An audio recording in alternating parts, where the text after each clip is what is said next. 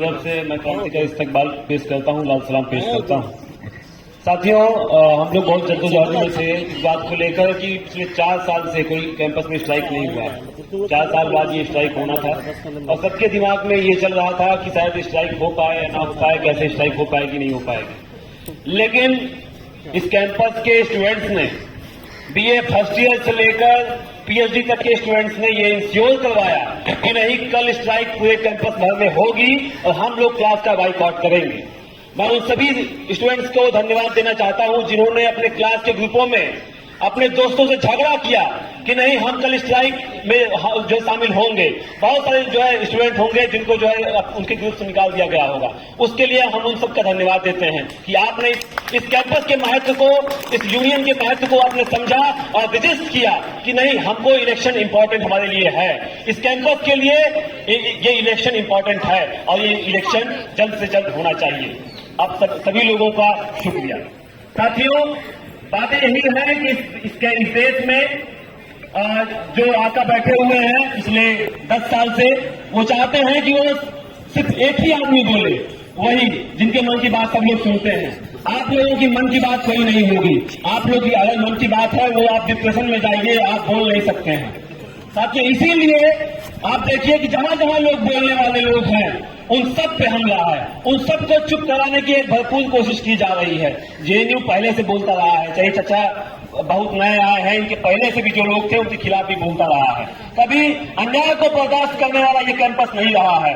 चाहे BA first year का बच्चा हो, चाहे पीएचडी लास्ट ईयर का बच्चा, यही बात कहता था कि अगर अन्याय इस देश में होगा, अगर मेरे गांव में अन्याय होगा, अगर मेरे पिता को एमएसपी नहीं मिलेगी, अगर मेरे पिता को जो कर्ज में डूबे जाएंगे, उनका जो है ट्रैक्टर बैल जब्त करने के लिए आएगा, हम उसके खिलाफ भी बोलेंगे। इसलिए जो है इन सबको जो है चिढ़ होती है। और एक बात जो मैं कल से देख रहा हूं ग्रुपों में जो चल रहा है, कौन लोग बोल रहे हैं, ये कौन लोग बोल रहे हैं कि स्ट्राइक जो है स्ट्राइक नहीं होनी चाहिए, जो है आप जो स्ट्राइक मत जाइए। आप देखिएगा एक तरीके के लोग होंगे, वो लोग जो सदियों से एक प्रिविलेज लेके पैदा हुए थे, जिनको ये पता था कि इस देश में बोलने का अधिकार सिर्फ उन्हीं को है, दबाने का अधिकार सिर्फ उन्हीं को है और कोई दूसरा नहीं बोलेगा।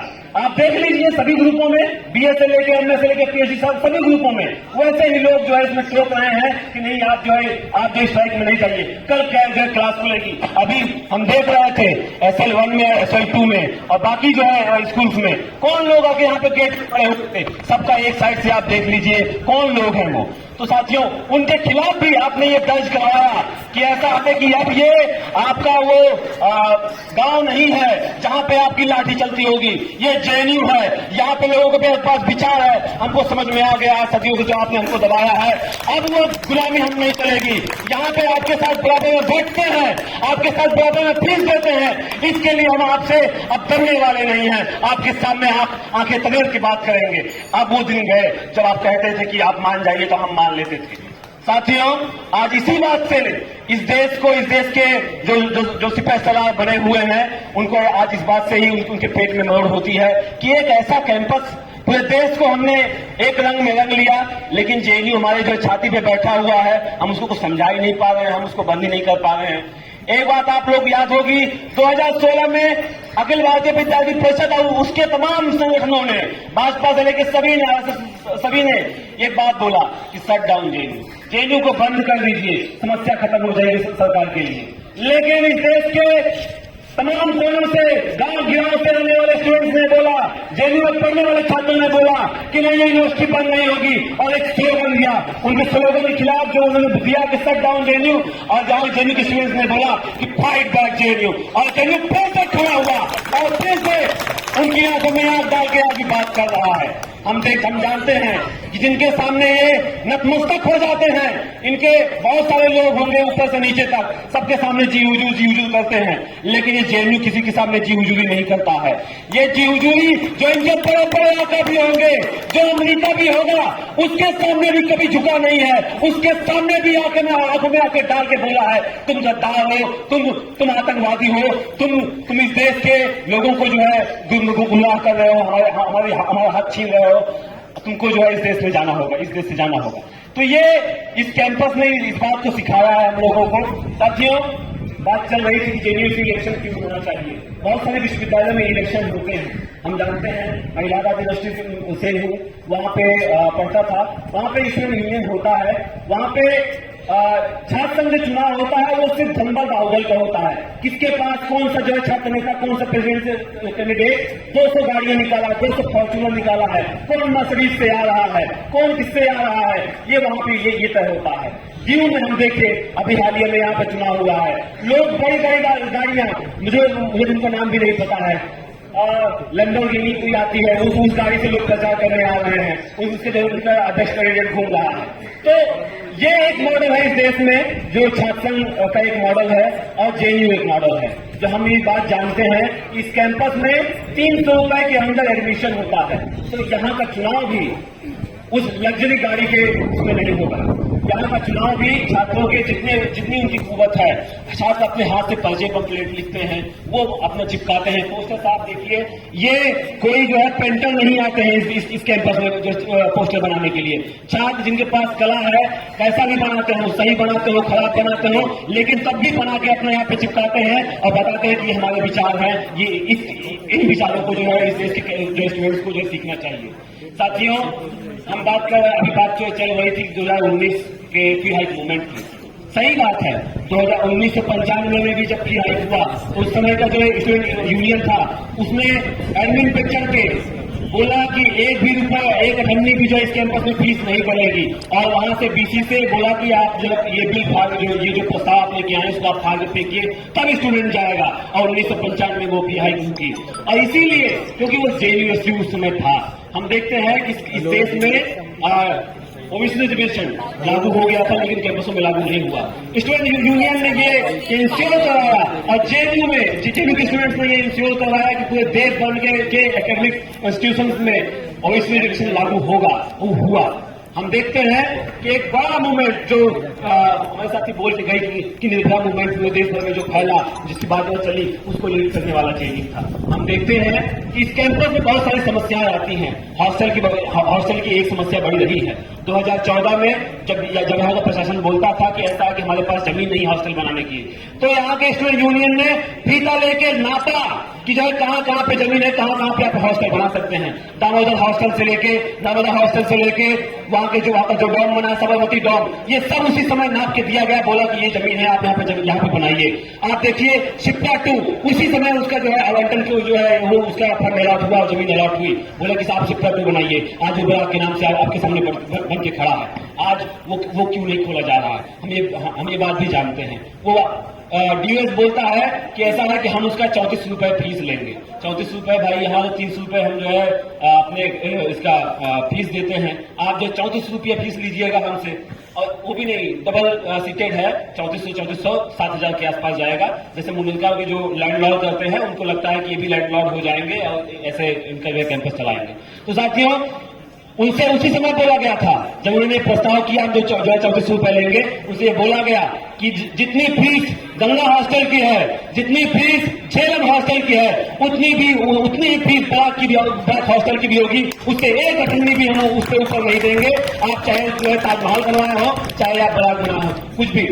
तो ये बात है। अगर और संकट इसी बात का है कि हमारे पास स्टूडेंट यूनियन अभी है नहीं, और इसी वजह से वो हॉस्टल खुल नहीं पा रहा। एक बड़ी समस्या हम लोगों के सामने यही है कि अगर स्टूडेंट यूनियन होता तो उसका ताला रातों रात टूट जाता और छात्रों को वहां पे जब परेशान दिलवाया जाता। इस बात को हम लोग भी जानते हैं।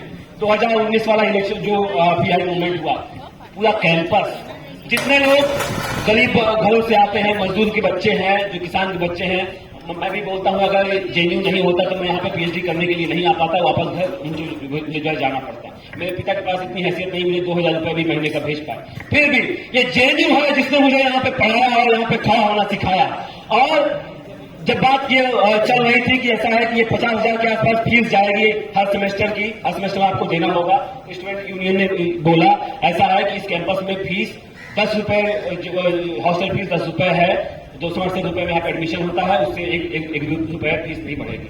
हो सकते हैं कुछ लोग होंगे जिनके बाप दादा के पास पुश्तैनी जमीनें होंगी, जिनके पास पिताओं के पास बहुत सारे पैसे होंगे, वो अपना फीस दे सकते हैं। वही लोग विरोध भी कर रहे थे। आप देखिए कौन लोग विरोध कर रहे थे, उनके पास बहुत अकूत धन है, वो जाके जिंदल में पढ़ सकते हैं। वो जेएनयू इसलिए नहीं आया है कि आप लोगों के लिए आपके हितैषी है, आपको जो इस कैंपस में रहना है। वो इसलिए आया है कि इस कैंपस में जो ये जो डेमोक्रेटिक ये यहाँ पे जो कल्चर है उसको खत्म किया जा सके, और इसीलिए लगातार वायलेंस किया जाता है। 2019 का 3 महीने तक जो है मूवमेंट चला, 3-4 महीने तक, और उसमें एक ही संगठन था इस कैंपस में जिसने उस प्री हाइक मूवमेंट में हिस्सा नहीं लिया। और उसके बाद हम देखते हैं कि इसी एसएल के सामने यहीं पे छात्रों को पीटा गया, गिरा के मारा गया। इसी विद्यार्थी परिषद के जो प्रोफेसर नए अपॉइंट हो रहे हैं, जिनका एमए तक के भी जो उनका ज्ञान नहीं है, फिर भी वो उनको जो है प्रोफेसर बनाया जाए, इस पर एक लंबी बात हो सकती है। उन लोगों ने छात्रों को मारा, बोला कि ये जो हड़ताल चल रही है इसको बंद करिए। और उसके बाद हम देखते हैं फिर से 5 जनवरी 2020 को इस कैंपस में सभी गेटों से जीव से लेकर तमाम जगहों से उनके लंपट आते हैं। छात्रों को एक साइड से मारना स्टार्ट करते हैं। टीचर्स का वहां पे पीस मार्च चल रहा था। टीचर्स ने बोला कि ऐसा है कि हम लोग आगे आ जाते हैं, ये हमको नहीं मारेंगे।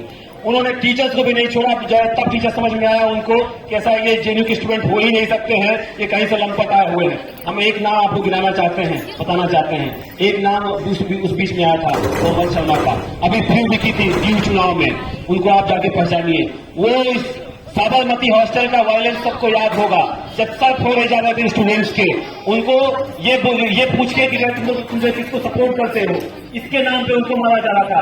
उनकी दाढ़ी देख के स्टूडेंट्स को मारा जाता। साबरमती हॉस्टल में कश्मीरी स्टूडेंट थे, उनको मारा गया। किस बात पे मारा गया भाई? वो लोग क्योंकि जो है प्री हाइक इस कैंपस में हो रहा था, उसके खिलाफ वो लोग खड़े हुए।